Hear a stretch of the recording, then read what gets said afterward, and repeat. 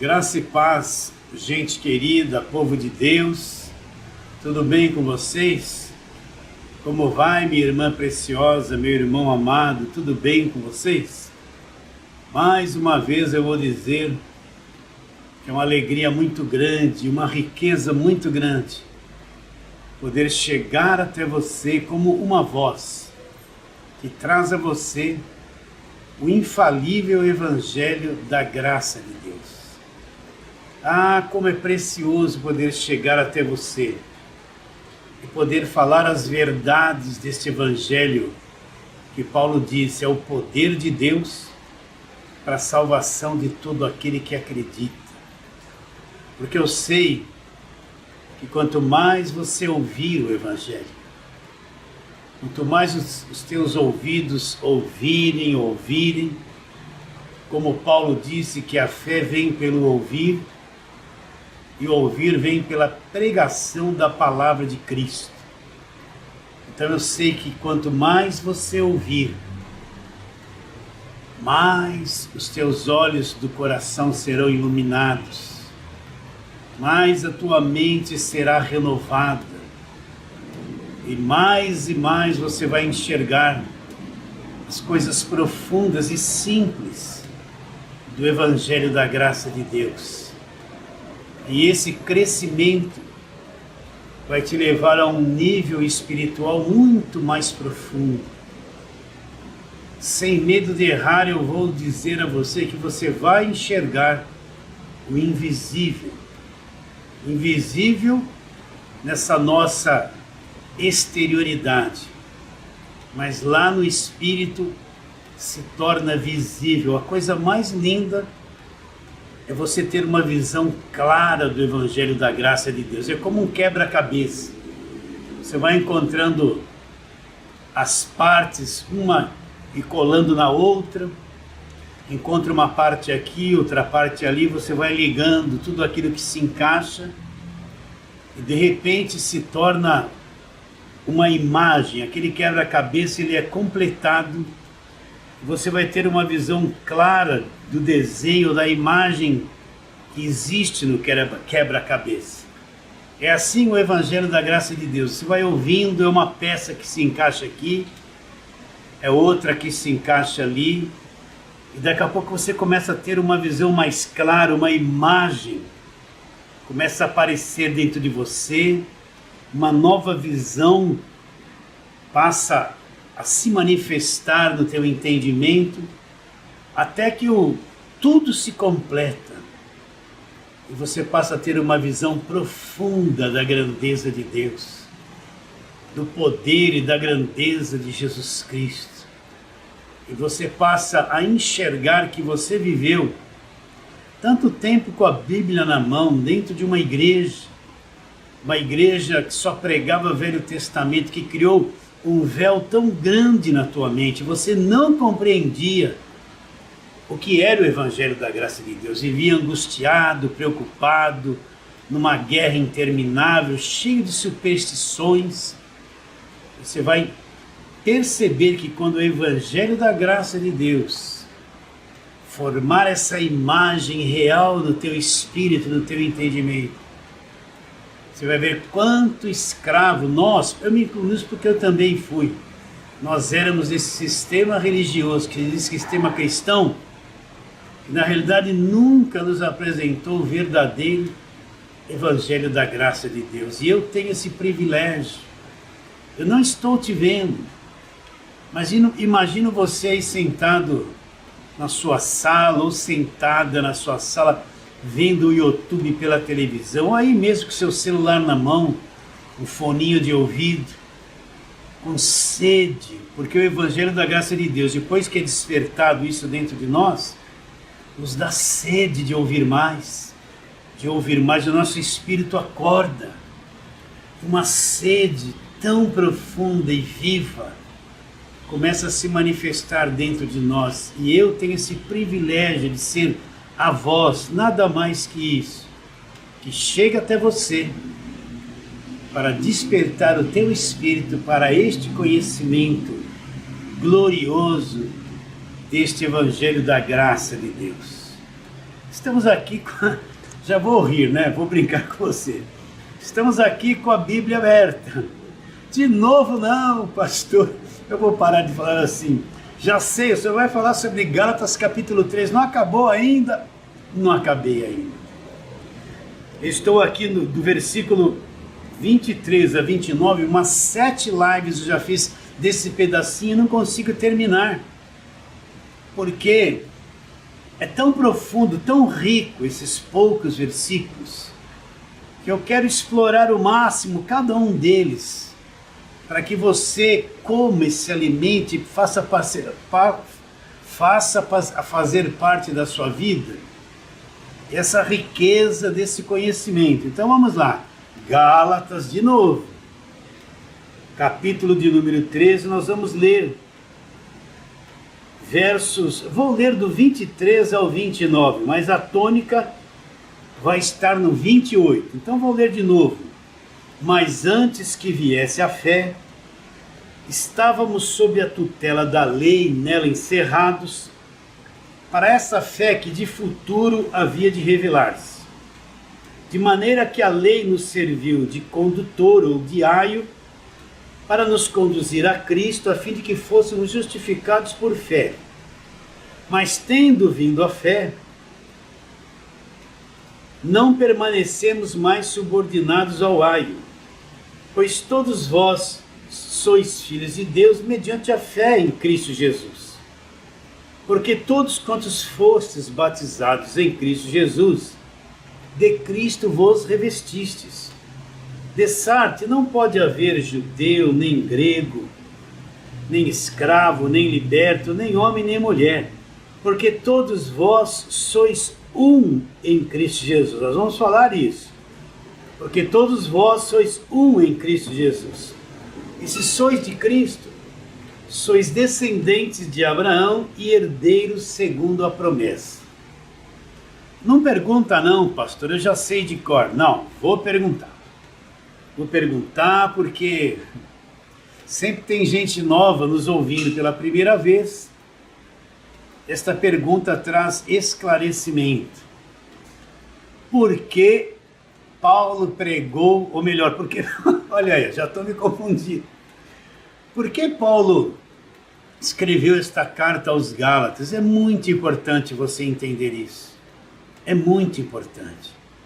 Se você não entender a divisão do Velho e do Novo Testamento, não entender o que ficou para trás, o que já acabou, e o novo que começou, se essa divisão não for bem feita dentro da tua mente, do teu coração, você vai ter dificuldade de entender porque muitas coisas ficaram para trás. Você vai ter dificuldade de entender o Evangelho da Graça de Deus, porque aquele vício que está na tua mente de trazer o Velho Testamento e misturar com o Novo, trouxe muito dano para a compreensão de muita gente. E as escravizou e escraviza durante muitos anos. Então, por que Paulo escreveu esta carta aos Gálatas? O que aconteceu com a igreja?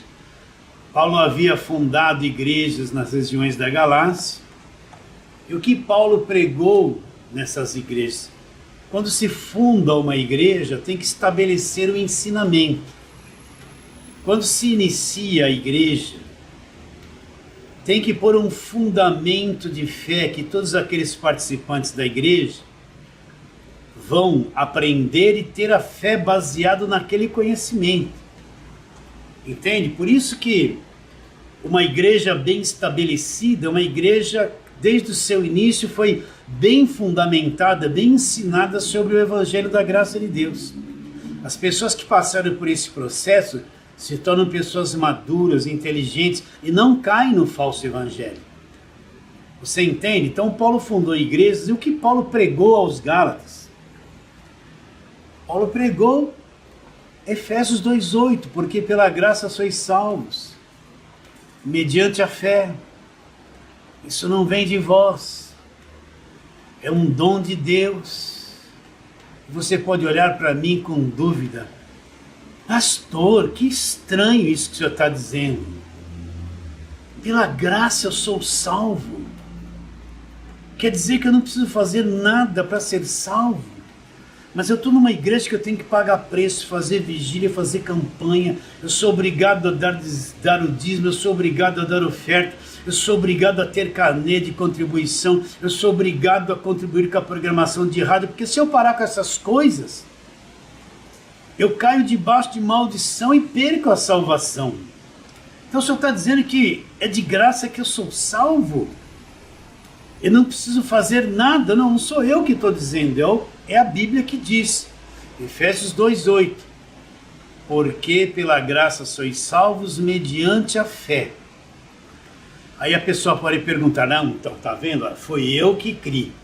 Aí Paulo tira esse pensamento. Isto não vem de vós.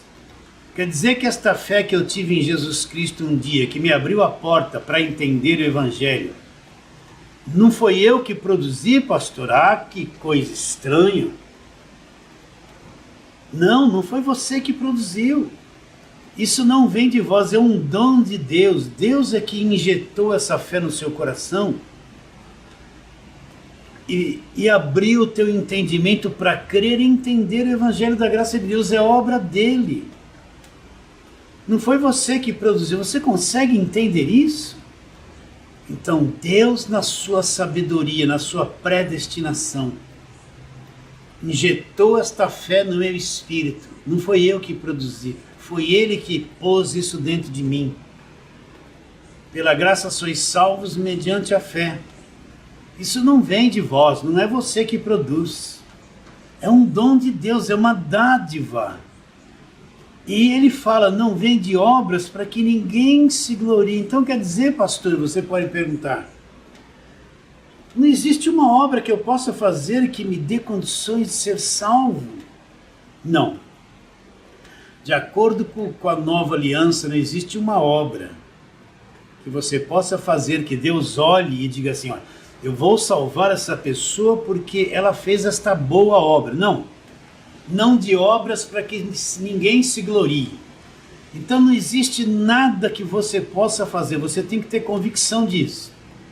Se você quiser ter clareza sobre o Evangelho da graça de Deus e ter clareza sobre a graça de Deus, você tem que entender e ter convicção disso. Não existe nada que eu possa fazer que me dê condições de ser salvo. Não existe uma obra, um esforço, um pagar preço. Nada, é impossível para o homem salvar-se a si mesmo por meio das obras. Está bem claro e definido isso no seu espírito? Isso acaba com o falso evangelho. Porque o falso evangelho impõe coisas sobre a cabeça das pessoas sem parar. Então não existe nada que você possa fazer para ser salvo. Tudo que precisava ser feito para você ser salvo, Jesus já fez na cruz. Por isso que ele é chamado de o Salvador. O Salvador é aquele que salva, que executa a salvação, que cumpre a salvação. Por isso que ele é o Senhor e Salvador Jesus Cristo. Ora, se precisa ser salvo é porque estava perdido. Ninguém que nunca esteve perdido vai precisar ser salvo. Está bem claro isso? Cristo não veio para salvar você das obras da carne. Ele não veio salvar a tua mente do engano. Ele veio salvar o homem que estava perdido. Está bem claro isso, meu irmão, minha irmã? Então, não existe nada que eu possa fazer para ser salvo. E o que é ser salvo? É uma pessoa que foi liberta do império das trevas. Ela já foi liberta. Colossenses 1,13, nos libertou do império das trevas e nos transportou para o reino do Filho do seu amor. Neste reino eu tenho a redenção, fim da escravidão e a remissão, a limpeza, a retirada de todos os pecados. O que é ser salvo? Eu vivia preso no engano, preso na ignorância religiosa, preso nas campanhas, preso no falso evangelho. Mas quando eu entendi o Evangelho da graça de Deus, O meu Salvador, aquele que executa a salvação, aquele que vive e reina para sempre, me libertou de tudo. O crente salvo é um liberto de tudo. Não precisa de culto de libertação, não precisa de imposição de mãos, não precisa de óleo de unção, não precisa de oração forte, não precisa de gritaria, não precisa desse falso evangelho. Quando ele é salvo, ele é liberto de tudo, 100% liberto. Só que a pessoa crê em Cristo, ela não sabe dessas coisas. É necessário que ela entenda o evangelho e seja ensinada para assumir aquilo que é dela por direito. Entende? Agora, Cristo me salva e me mantém salvo. Ele não me salvou e falou assim, agora se vira, paga o preço aí, senão a guilhotina vem sobre você e o seu nome vai ser riscado do livro da vida. Isso é o pensamento do falso evangelho. Cristo me salvou e mantém-me salvo. Não é o meu esforço que me mantém salvo. Aquele que começou a boa obra em nós há de completá-la até o dia de Cristo. Aquele que começou a obra, ele vai levar isso até o fim. Não é o meu esforço. Então Cristo me salvou e Ele é responsável. Ele me mantém salvo até o fim. Você acredita nisso? Não sou eu que vou me manter salvo. Não é o meu desespero, os meus esforços, as obras da igreja, aquele monte de coisa que vai me manter salvo. Cristo me salvou e me mantém salvo para sempre. Por isso que a salvação não se perde. E que mais Paulo ensinou? Paulo ensinou isso. Você entende que Paulo ensinou essas coisas? O que mais Paulo ensinou? Paulo ensinou que Deus me deu com Cristo todas as coisas. O que diz lá em Romanos 8:32? Aquele que não poupou ao seu próprio filho, antes por todos nós o entregou, como não nos dará gratuitamente com o Filho todas as coisas? Então, juntamente com o Filho, Deus nos deu todas as coisas. E como Ele nos deu? Ele nos deu gratuitamente. O que diz Efésios 1:3? Bendito Deus e Pai de nosso Senhor Jesus Cristo, que nos abençoou com toda sorte de bênçãos espirituais nas regiões celestiais em Cristo. Já nos abençoou. Deus não tem nada mais para te dar. Ele já deu tudo que você precisava em Cristo. Agora, no decorrer da minha vida, de acordo com a necessidade, Deus vai liberando estas bênçãos que já são minhas. Entende isso? Eu não tenho controle sobre Deus e forçar Deus a antecipar as coisas. Não. Deus é sábio, Deus é o meu administrador. Então, na medida que eu vou precisando das manifestações da bênção, Deus vai manifestando, porque Ele já me deu em Cristo tudo como foi dado, gratuitamente. Agora, no sistema, o que você vê lá? Um Deus de barganha. Um Deus que só vai fazer alguma coisa por mim se eu der para Ele. Não é isso que você vê? É um Deus dos envelopes o tempo todo. É um Deus que te pede o tempo todo. É um Deus da barganha. Para Ele te dar alguma coisa, você tem que dar para Ele. Para Ele te dar alguma coisa, você tem que dar o teu dízimo, o teu trízimo, os envelopes de campanha, você tem que dar tudo. Você tem que fazer essa mentira de fogueira santa, de 2 vezes por ano, da tua casa, teu carro. Você quer prosperar, dá tudo que tem, faz o seu sacrifício. Esse é o Deus da barganha. E todo bispo mentiroso que prega isso é um enganador, é um explorador da fé, é um falso profeta mentiroso. Pastor, o senhor está bravo? Acho que eu fiquei um pouquinho agora. Você vê na televisão esses mentirosos fazendo isso o tempo todo. Vê ou não vê?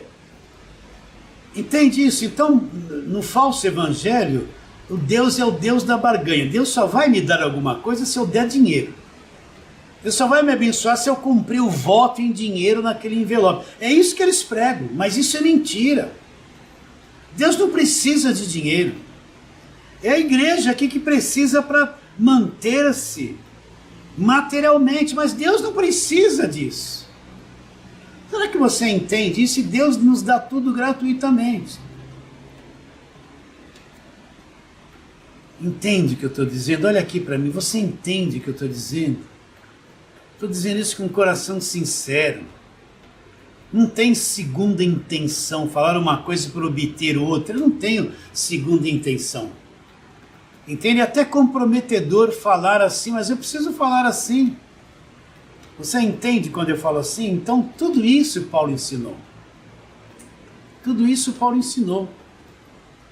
Ensinou o evangelho da graça de Deus.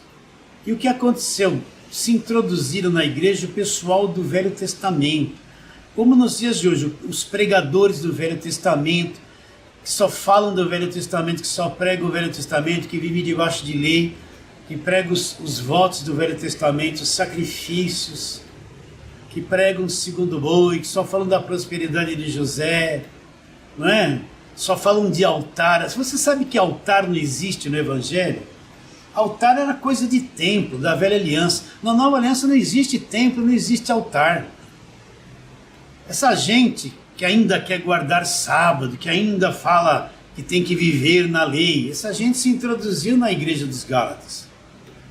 Eles disseram para os Gálatas: olha, isso que Paulo pregou da graça de Deus, não é assim não. Você tem que guardar a lei de Moisés, você tem que se circuncidar, você tem que guardar sábado, você tem que fazer festas da primícia, você tem que judaizar a tua vida. Aí, somando tudo, você vai ser salvo. É o quadro de hoje. O que você vê? Liga a televisão, pregação, Velho Testamento. Liga qualquer rádio que se diz evangélico. O que você vê? É só pregação do Velho Testamento. Tem aqueles textos do Velho Testamento que todos pregam na hora de querer dinheiro. É o sacrifício, Abraão sacrificando Isaac. É o segundo boi, não é verdade? É a oferta da viúva pobre. Aquele monte de coisa, sempre a mesma coisa. É a farinha da panela, é o azeite da botija, sempre aquela mesma história, aquela mesma coisa. Você entende? Olha bem, liga numa rádio que se diz evangélica da tua religião, vê o que essa gente está pregando.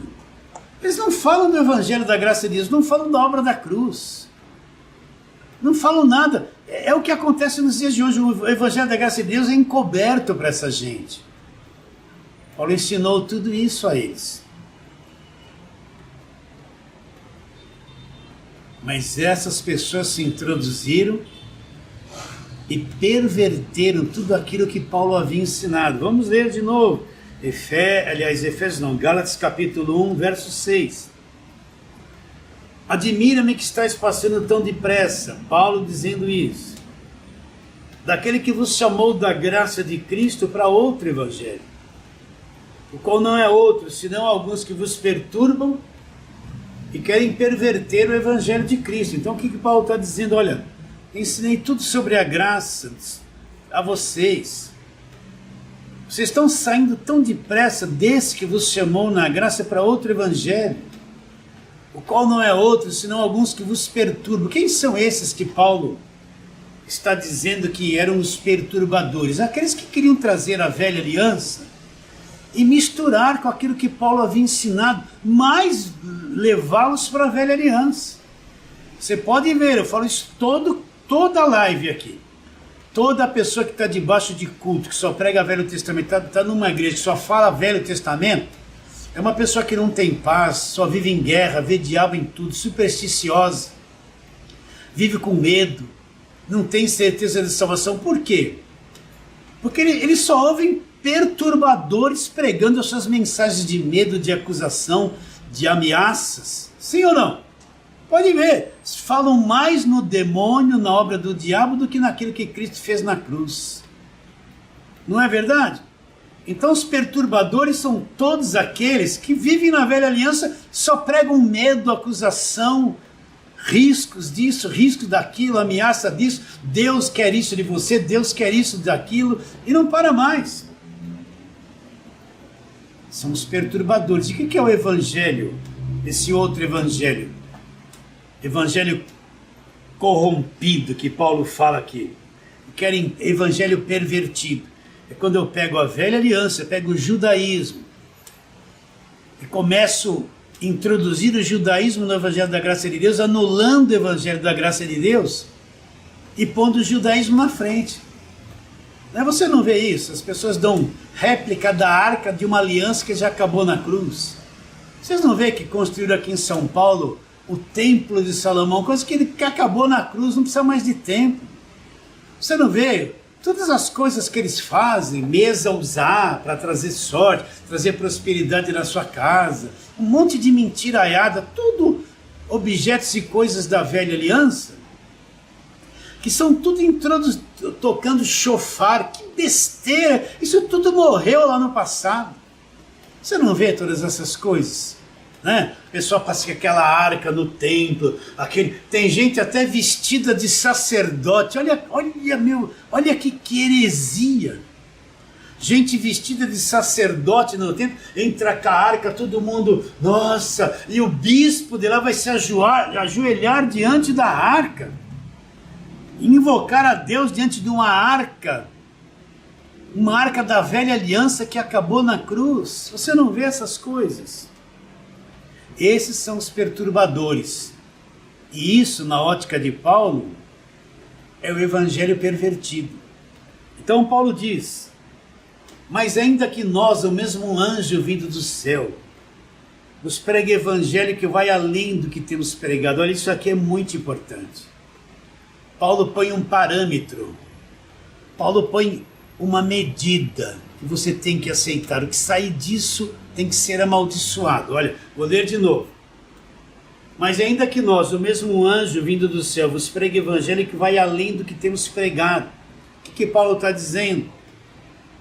É como se Paulo dissesse: olha, se um dia eu mudar e querer mudar tudo aquilo que eu já preguei para vocês, ou vier um anjo do céu pregando coisa que vai além do que eu já preguei e ensinei, seja o que? Anátema.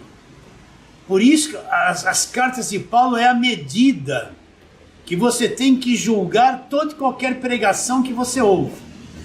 O que sair disso, Paulo diz, seja anátema, porque tem muita coisa introduzida no Evangelho da Graça de Deus hoje, que já ultrapassou as cartas de Paulo, passou do limite.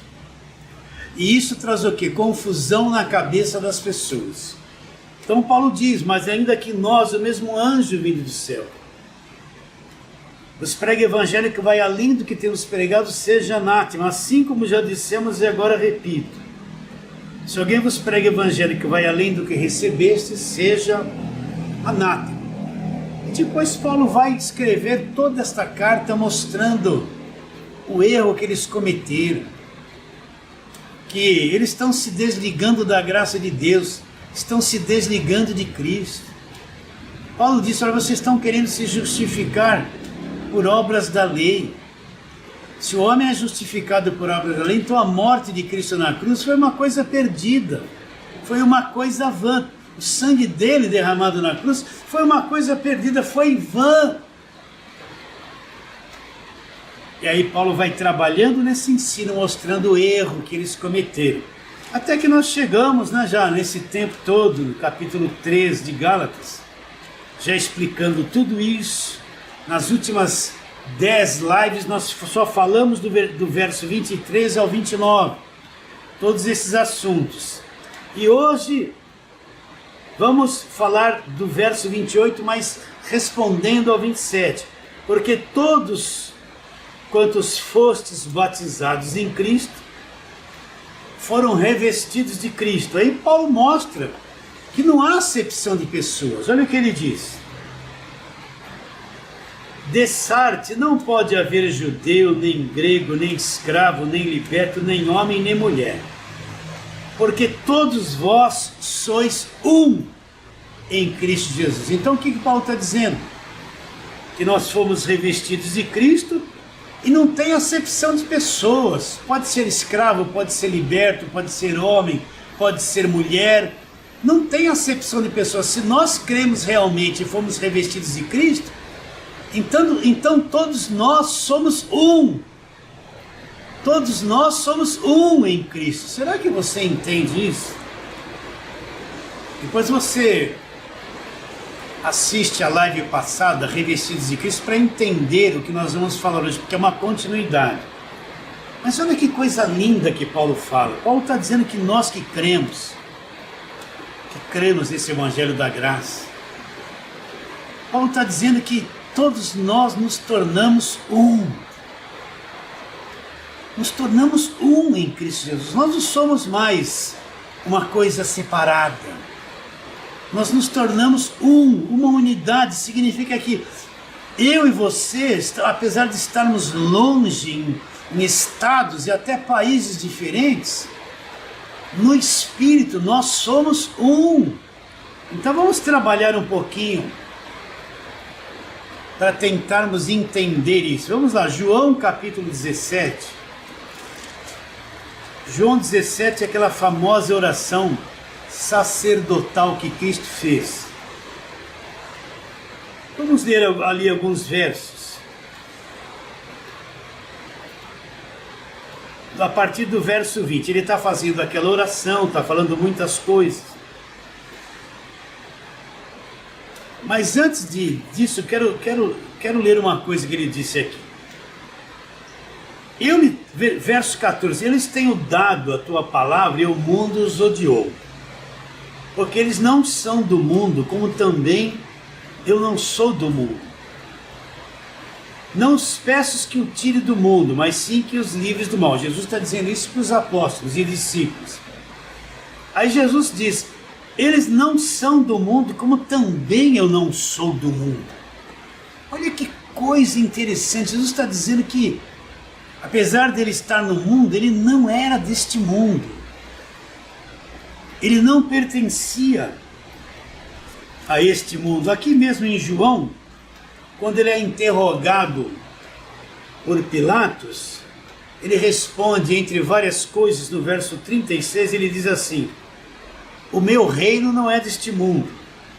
Se o meu reino fosse deste mundo, os meus ministros se empenhariam por mim para que eu não fosse entregue aos judeus, mas agora o meu reino não é deste mundo. Você já pensou nisso? Jesus estava dizendo que ele não era deste mundo. E ele está dizendo que aqueles que creem nele também não são deste mundo. Você sabia que você não é deste mundo, apesar de estar vivendo aqui? Você sabia que você pertence a uma outra dimensão? A uma outra, para você entender, a uma outra galáxia chamada dimensão celestial? Eu não ia falar isso, mas só uma pequena aberturazinha. Vamos lá para Filipenses, onde Paulo fala uma coisa interessante lá no capítulo 3.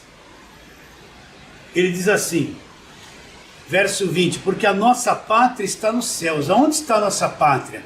Aqui na terra ou lá nos céus? E por favor, não venha dizer que a terra e céus é a mesma coisa. Terra é uma coisa e céus são outra coisa. Então ele diz, pois a nossa pátria está nos céus, de onde também aguardamos o Salvador, o Senhor Jesus Cristo. Olha que coisa. Paulo, ainda em Filipenses, está chamando Jesus Cristo de Salvador, aquele que salva. Pois a nossa pátria está nos céus, de onde também aguardamos o Salvador, o Senhor Jesus Cristo, o qual transformará nosso corpo de humilhação, igual ao corpo da sua glória, segundo a eficácia do poder que ele tem de subordinar a si todas as coisas. Jesus disse, o meu reino não é deste mundo. Paulo diz, a nossa pátria está nos céus, de onde aguardamos o Salvador. O Salvador vai transformar aqueles que estiverem vivos na sua vinda. Vai transformar esse corpo de humilhação para termos um corpo igual ao corpo da sua glória. Não sou eu que estou dizendo isso. É Paulo que está dizendo isso. Então nós não fazemos parte deste mundo. Mas vamos lá, João 17, a partir do verso 20, Jesus diz assim em sua oração, não rogo por estes, mas também por aqueles que vierem crer em mim, por intermédio da sua palavra, a fim de que todos, agora preste muita atenção, a fim de que todos sejam um, como és tu, ó Pai, em mim e eu em ti, sejam eles em nós, para que o mundo creia que tu me enviaste. Eu lhes tenho transmitido a glória que me tens dado, para que sejam um, como nós somos. Eu neles, tu em mim, a fim de que sejam aperfeiçoados na unidade, para que o mundo conheça que tu me enviaste e os amaste, como também amaste em mim. O que Jesus está dizendo nessa oração? Jesus está dizendo uma coisa que aconteceria no futuro, depois da cruz, através do Evangelho.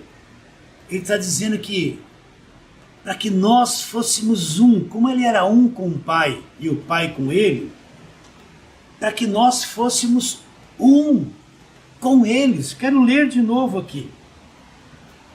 A fim de que todos sejam um, como és tu, ó Pai, em mim e eu em ti.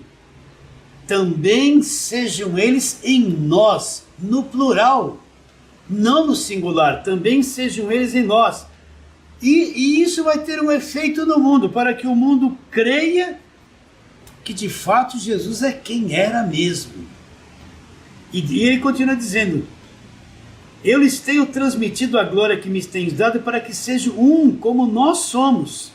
Eu neles, tu em mim, a fim de que sejamos aperfeiçoados em unidade, para que o mundo conheça que tu me enviaste e os amaste como amaste a mim.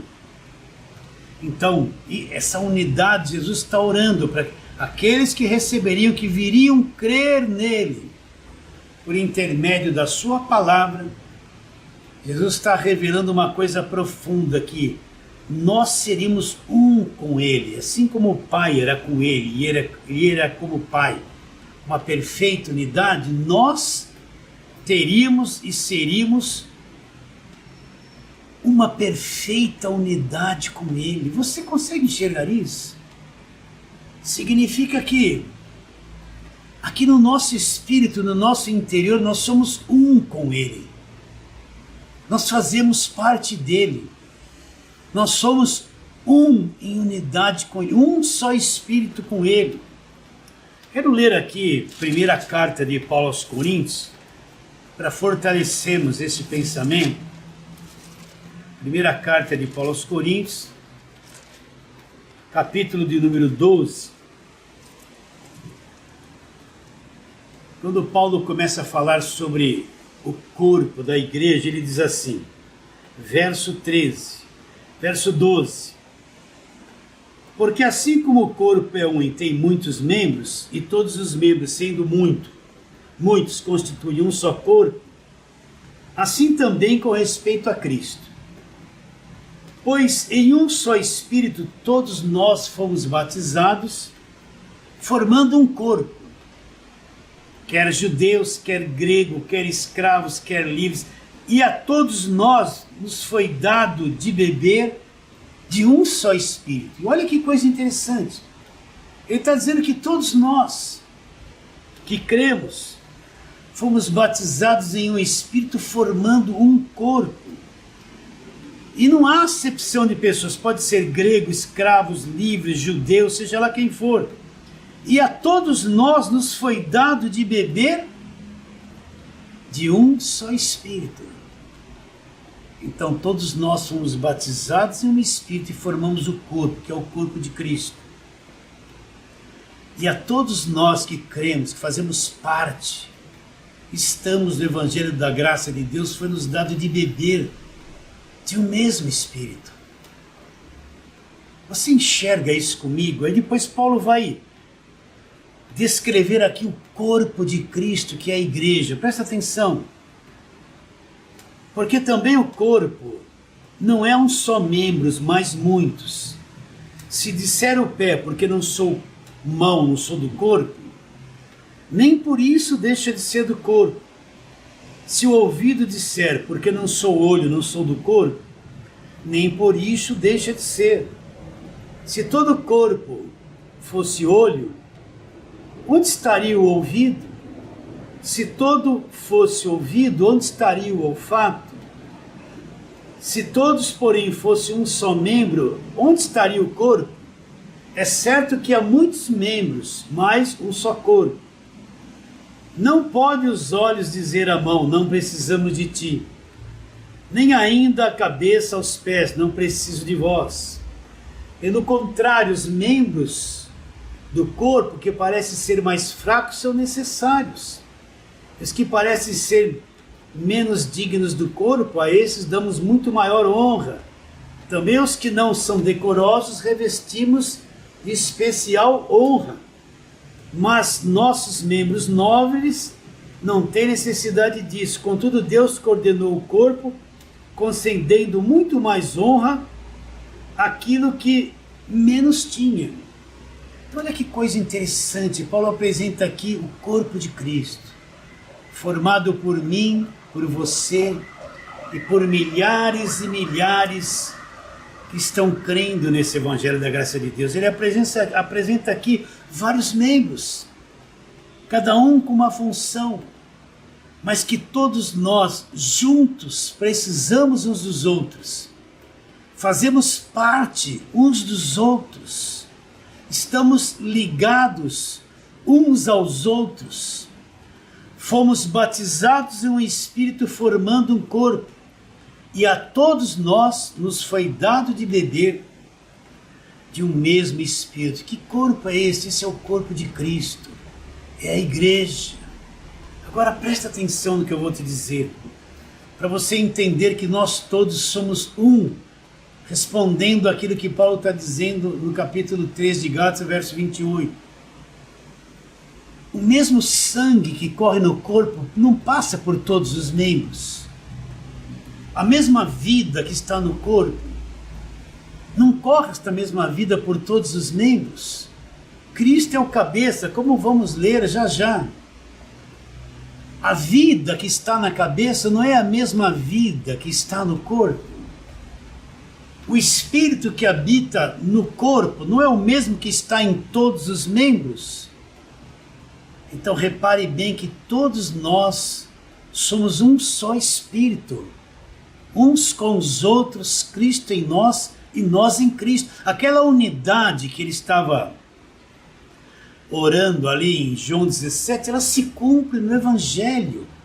Você pode ver que não existia corpo de Cristo no Velho Testamento. No Velho Testamento não existia igreja. Procura a palavra igreja na Velha Aliança, não existe palavra igreja, porque a igreja vem existir depois da cruz. A igreja é esse corpo de Cristo. A vida da igreja, esta vida de Cristo que forma o corpo de Cristo, do qual todos nós somos um. Se você for na Velha Aliança procurar igreja, igreja não existe. Existe a história do povo judeu, as leis dadas para o povo judeu, mas não existe igreja na Velha Aliança. A igreja vem existir na Nova Aliança. A igreja é a noiva, é o corpo de Cristo. Então vamos recapitular. Quer dizer, pastor, que todos nós estamos ligados uns aos outros no Espírito, é a pura verdade. Quer dizer que aquele exemplo que o Senhor deu, o mesmo sangue que está na cabeça, é o mesmo sangue que corre no corpo todo. O corpo não é uma coisa dividida. O corpo não são membros separados, cada um por si.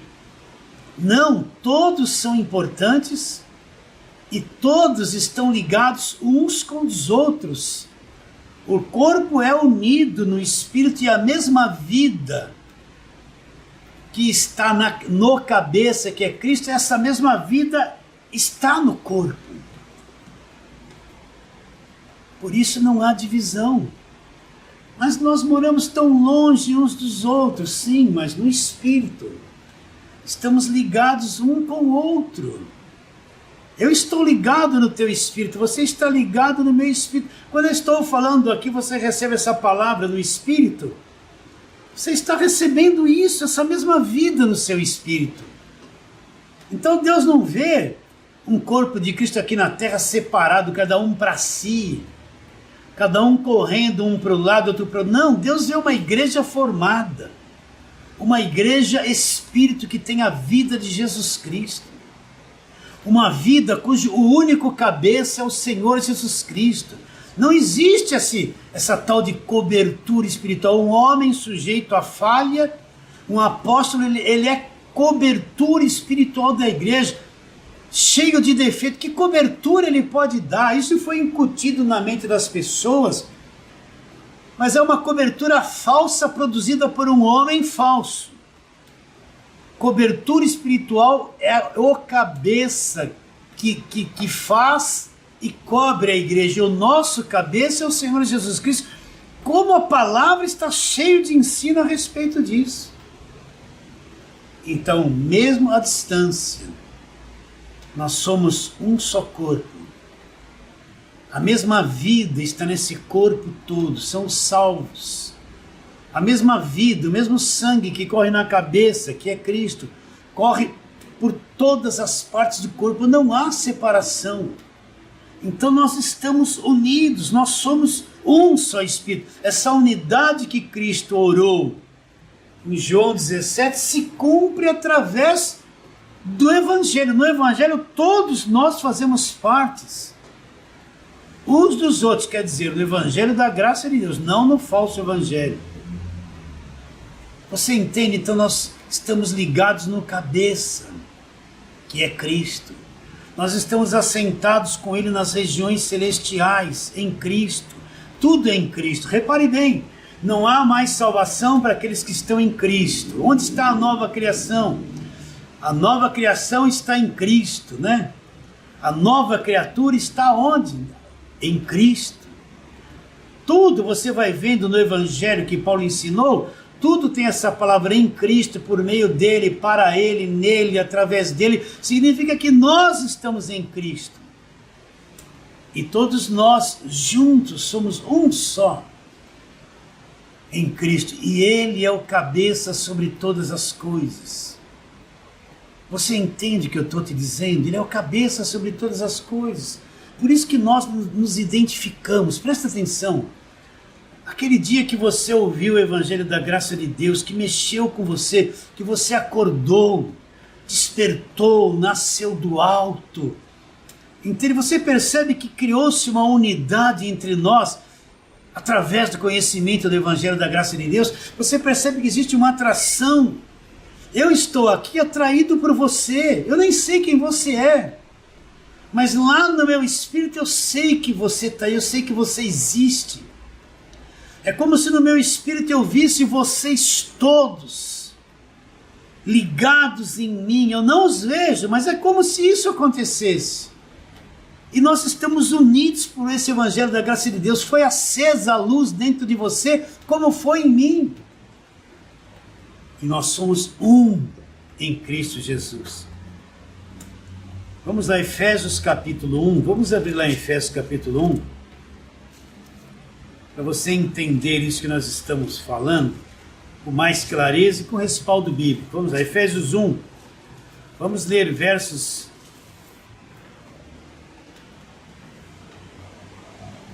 Vamos ler desde o 19, mas a tônica está no 22 e 23.